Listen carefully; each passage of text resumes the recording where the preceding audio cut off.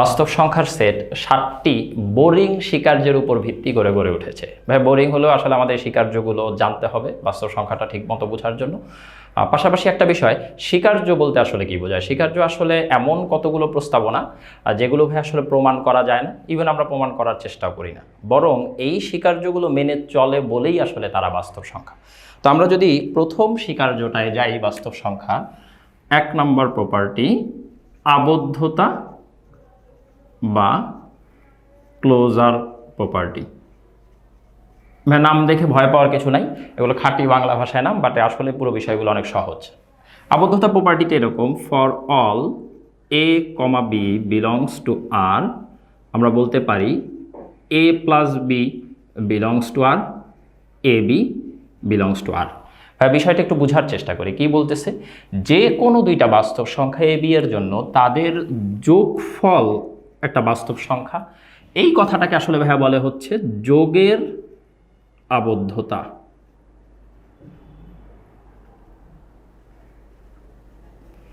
আর তাদের গুণফল একটি বাস্তব সংখ্যা, এটাকে বলে গুণের আবদ্ধতা। ভাইয়া আবদ্ধতা বা ক্লোজার প্রপার্টি আসলে কেন ইম্পর্টেন্ট বা কেন দরকার? ভাই একটা বিষয় একটু খেয়াল করেন তো, যোগ বা গুণ ব্যতীত আমি যদি ভাগের ক্ষেত্রে এই বিষয়টা নিয়ে চিন্তা করতাম a বাই বি, আমি কি কথাটা বলতে পারি যে কোনো দুইটা বাস্তব সংখ্যার জন্য a by B also belongs to r? ভাই আমরা কিন্তু এই কথাটা কখনোই বলতে পারি না, কারণ আমি জানি যদি কোনো কারণে বি 0 হয় তাহলে আসলে এটা ডিফাইন্ডই না, তাই আমরা কিন্তু এটা বলতে পারছি না। আরও একটা এক্সাম্পল নিয়ে যদি একটু খেয়াল করি ভাইয়া, ধরেন for all a, B belongs to n, আমরা কি এটা বলতে পারবো a minus B also belongs to n? আমরা কিন্তু ভাই এটা বলতে পারি না। কেন বলতে পারি না? কারণ যে কোনো দুইটা স্বাভাবিক সংখ্যা বিয়োগ করলে রেজাল্ট কিন্তু ভাই স্বাভাবিক সংখ্যা সবসময় হয় না। যেমন আগেই আমরা এক্সাম্পলে বলেছিলাম 2 থেকে যদি 4কে বিয়োগ করেন 2 মাইনাস 4 নেগেটিভ 2, এটা কিন্তু স্বাভাবিক সংখ্যা না। তাই আমরা কি বলতে পারি? ন্যাচারাল নাম্বার বা স্বাভাবিক সংখ্যার সেট বিয়োগ প্রক্রিয়ায় আবদ্ধ নয়। তাহলে আমাদের মূল বিষয়টা কি? বাস্তব সংখ্যার সেট যোগ এবং গুণ প্রক্রিয়ায় আবদ্ধ। আমরা 2 নম্বর প্রপার্টিটায় যদি যাই, 2 নম্বর প্রপার্টিটা হচ্ছে অনন্যতা বা ইউনিকনেস। ভাই অনন্যতা বা ইউনিকনেস বলতে আসলে কি বোঝায়? একটা বিষয় একটু খেয়াল করেন তো, ধরেন আমি এরকম লিখলাম a = b, c = d, যেখানে a b c d real number. তাহলে আমরা এই কথাটা লিখি কিনা a plus c = b plus d। আবার আমরা এই বিষয়টাও বলি ac = bd। ভাই যে এই কথাগুলো যে বলি, এগুলো কিন্তু আসলে আমাদের অনেকটা সেই আইডিয়াগুলোকে রিফ্লেক্ট করে যে উভয় পক্ষে আমরা যে যোগ করে দিই, হুটহাট করে 2 যোগ করে দিই, 3 যোগ করে দিই, আবার উভয় পক্ষে যে একই নাম্বার দিয়ে গুণ করতে পারি, কার কারণে পারি? এই বাস্তব সংখ্যার ইউনিকনেস বা অনন্যতার জন্য পারি। যেহেতু প্রত্যেকটা বাস্তব সংখ্যাই তার নিজের সমান, এই প্রপার্টিটা বাস্তব সংখ্যা বা রিয়েল নাম্বারকে অসীমের সাথে আলাদা করে রেখেছে। ভাই অসীম যদি কোনো বাস্তব সংখ্যা হতো সে তার নিজের থেকেই বড় হতো, কিন্তু রিয়েল নাম্বারের প্রপার্টিস কি? সে তার নিজের সমান। তাই যখন আমরা উভয় পক্ষে যোগ করছি, যেমন a = b, c = d, আমি যদি এই পাশে c যোগ করি, এই পাশে d যোগ করলে রেজাল্টটা ভাইয়া সেম থাকে। ওকে, তাহলে এটাকে প্রথমটাকে আমরা কি বলি ভাইয়া? প্রথমটাকে আমরা বলি হচ্ছে যোগের অনন্যতা, যে প্রপার্টিসের কারণে উভয় পক্ষে একই সংখ্যা যোগ করা যায়, এটাকে আমরা বলি ভাইয়া গুণের অনন্যতা। 3 নম্বর প্রপার্টিসটা হচ্ছে বিনিময় যোগ্যতা, কমিউটেটিভিটি। ভাইয়া বিনিময় যোগ্যতাটা কি? এটা ভাইয়া খুবই হাস্যকর একটা বিষয় লাগবে আপনাদের কাছে, যে a plus B = b plus a আমরা জানি, আবার ab = b এ জানি। প্রথমটাকে বলা হয় ভাইয়া হচ্ছে যোগের বিনিময় যোগ্যতা, আর সেকেন্ডটাকে ভাইয়া বলা হয় গুণের বিনিময় যোগ্যতা।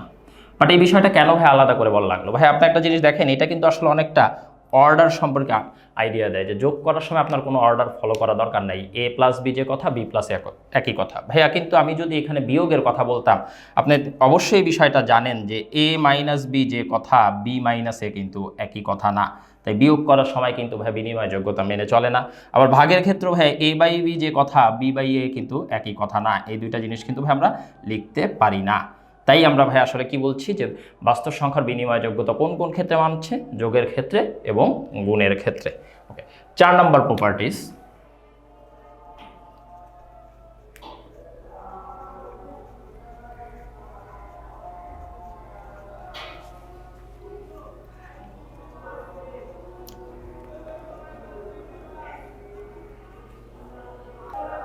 সংযোজনযোগ্যতা বা অ্যাসোসিয়েটিভিটি। হ্যাঁ, তিনটি বাস্তব সংখ্যার কথা যদি খেয়াল করি এ বি সি, তাহলে আমরা এরকম বলতে পারি A plus B plus C equal to A plus B plus C, এবং আমরা আবার কি বলতে পারি A B C equal to A B C.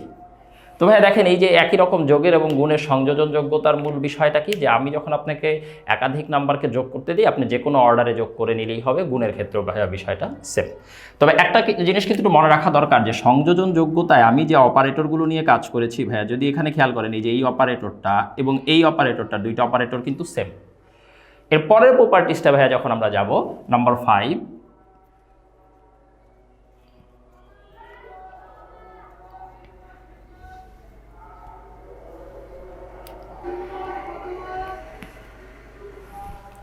হ্যাঁ, বন্টনযোগ্যতা বা ডিস্ট্রিবিউটিভিটি। একটা কথা মনে রাখবেন সবসময়, যে কোনো জায়গায় যখন ভাইয়া বন্টনযোগ্যতার কথাটা আসবে, এটা দুইটা ভিন্ন অপারেটরের সাথে কানেক্টেড। কীরকম? যেমন A into B plus C equal to A into B plus A into C. ভাই এই বিষয়টাই কিন্তু আমাদের ওই যে কমন ফ্যাক্টর আলাদা করে লিখি বা লেখার ঘটনাটা। ভাই একটু ভালো করে যদি খেয়াল করি, এইখানে প্রথম অপারেটরটা কি মাল্টিপ্লিকেশন, আর পরের অপারেটরটা কি ভাইয়া এডিশন। এখানে দেখেন এটা হচ্ছে addition operator, sorry multiplication operator, আর এটা হচ্ছে এডিশন অপারেটর। তার মানে কি দুইটা ভিন্ন অপারেটরের মধ্যে সংযোগ করে দিচ্ছে। এবং পুরো বিষয়টা আসলে কী ভাইয়া দেখেন, আমরা আগে যোগ করে নিয়ে তারপরে গুণ করা যে কথা, আমরা যদি প্রথমে গুণ করে নেই, যেমন এর সাথে বি এর সাথে সি, গুণ করে নিয়ে পরে যদি যোগ করি একই কথা, এটাকেই ভাই আমরা আসলে বলি বন্টনযোগ্যতা বা ডিস্ট্রিবিউটিভিটি।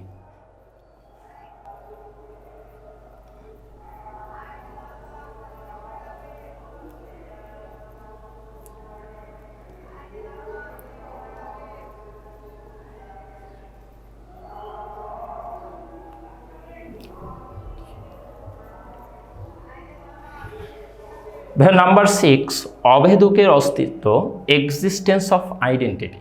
ভাইয়া দেখেন, বাস্তব সংখ্যায় যে কোনো একটা বাস্তব সংখ্যায় এর সাথে আপনি যদি 0 অ্যাড করেন, তাহলে রেজাল্ট কী পান? আবার ওই এই পান। অর্থাৎ 0 অ্যাড করার ফলে কোনো রেজাল্টের চেঞ্জ হয় না, এই রেজাল্ট হিসেবে আসছে। ভাই এই যে 0, এই 0টাকে আমরা বলি হচ্ছে যোগাত্মক অভেদক, অ্যাডিটিভ আইডেন্টিটি, যে যোগফলকে চেঞ্জ করে না। সিমিলারলি গুণ প্রক্রিয়া অভেদককে 1, এ ইন্টু 1 ইকুয়াল টু এ লিখি আমরা। এখানে 1 হচ্ছে গুণাত্মক অভেদক, মাল্টিপ্লিকেটিভ আইডেন্টিটি। এবং এখানে আরেকটা বিষয় যদি একটু এক্সটেন্ড করে দিই, এই অভেদক কথাটার সাথে কিন্তু আরও একটা জায়গায় আমরা পরিচিত হই, সেটা হচ্ছে ম্যাট্রিক্সেও কিন্তু ভাই অভেদক ম্যাট্রিক্স বা আইডেন্টিটি ম্যাট্রিক্স নামে একটা কথা আছে। একটু যদি সবাই চেক করে দেখেন, ওই আইডেন্টিটি ম্যাট্রিক্সকে অন্য ম্যাট্রিক্সের সাথে গুণ করলে রেজাল্ট কিন্তু সবসময় ওই ম্যাট্রিক্সটাই আসে, তাই তার নামটা আইডেন্টিটি ম্যাট্রিক্স। ভাই নাম্বার 7, বিপরীতকের অস্তিত্ব, existence of inverse element। তো ভাই সবাই একটু খেয়াল করি, বিপরীতকের অস্তিত্ব বলতে কি বোঝানো হচ্ছে? প্রত্যেকটা বাস্তব সংখ্যা এর জন্য একটি বিপরীত বাস্তব সংখ্যা নেগেটিভ এ থাকবে, যাতে করে এর সাথে নেগেটিভ এ অ্যাড করলে যে রেজাল্ট আসে 0, 0টা হচ্ছে আমাদের সেই যোগাত্মক অভেদক বা অ্যাডিটিভ আইডেন্টিটি। ঠিক একইভাবে প্রত্যেকটা বাস্তব সংখ্যা এর একটি গুণাত্মক বিপরীত সংখ্যা 1/a থাকবে, যার সাথে এ কে গুণ করলে রেজাল্ট আসবে 1, 1 হচ্ছে আমার গুণাত্মক অভেদক, আর 0 এখানে কি যোগাত্মক অভেদক। তবে এই জায়গায় একটা শর্ত বিদ্যমান, যে ভাইয়া এ ইজ নট ইকুয়াল টু 0। ভাই এই যে আমরা 7টা প্রপার্টিস নিয়ে আলোচনা করলাম, এগুলোই হচ্ছে বাস্তব সংখ্যার 7টা স্বীকার্য। এই স্বীকার্যগুলো ব্যবহার করে পরের লেকচারে আমরা বাস্তব সংখ্যার বেশ কিছু মজার জিনিস প্রমাণ করার চেষ্টা করব, যেমন কেন মাইনাসে মাইনাসে প্লাস হয়, কেন প্লাসে মাইনাসে মাইনাস হয়।